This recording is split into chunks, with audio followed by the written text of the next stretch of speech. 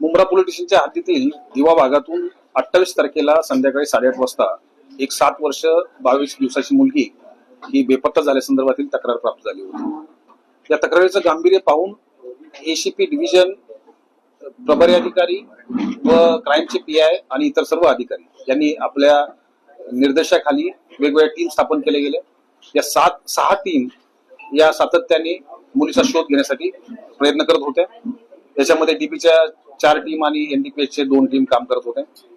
या भागातील सीसीटीव्ही पाहणे अत्यंत आवश्यक होतं, कारण मुलीचे पूर्ण हालचाली जे आहेत त्या कुठल्या ना कुठल्या सीसीटीव्ही मध्ये आल्या असतील या अपेक्षेने साधारणतः या संपूर्ण टीमने 948 सीसीटीव्ही याची पाहणी केली गेली।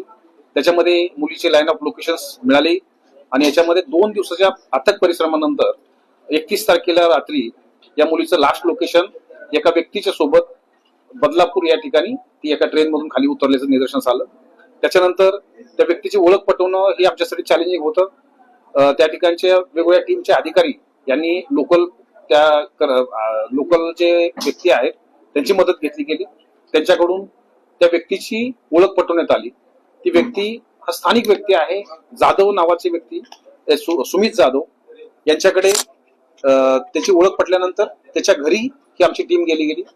घरी ही मुलगी त्या ठिकाणी सुखरूप सापडली। त्याच्याबरोबरच ती जे सुमित जाधव आहेत त्यांची स्वतःची 3 मुलं ही त्या ठिकाणी होती।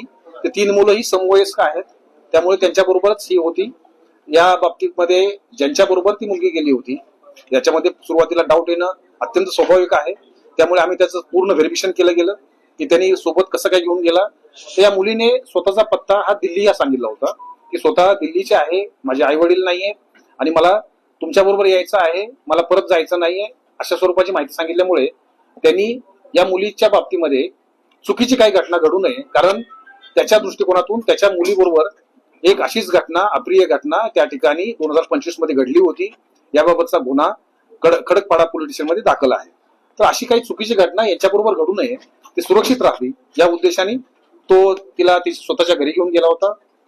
त्याचबरोबर त्यांनी आईला फोन करूनही सांगितलं होतं की मला उद्या या बाबतीत पोलीस स्टेशनला जाऊन माहिती द्यायची आहे, परंतु रात्री मी तिला सोडू शकत नाही, अशा स्वरूपाची माहिती देऊन त्याने स्वतःच्या घरात सुरक्षितपणे ठेवलं होतं। 2च दिवसामध्ये ही मुलगी त्याला पप्पा म्हणत होती। एवढं चांगलं वातावरण, त्यांनी एवढं प्रेम ह्या मुलीला दिलं होतं।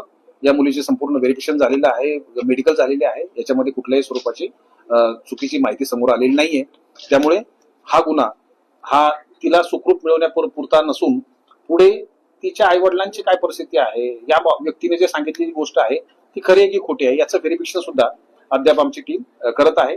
आतापर्यंतच्या व्हेरिफिकेशन नुसार हे सिद्ध झालेलं आहे की ज्यांनी घेऊन गेलेला आहे त्याचा मालफाईड इंटेन्शन काही नव्हतं। पुढील तपास PSI Sharma Mumbra police station हे करत आहे।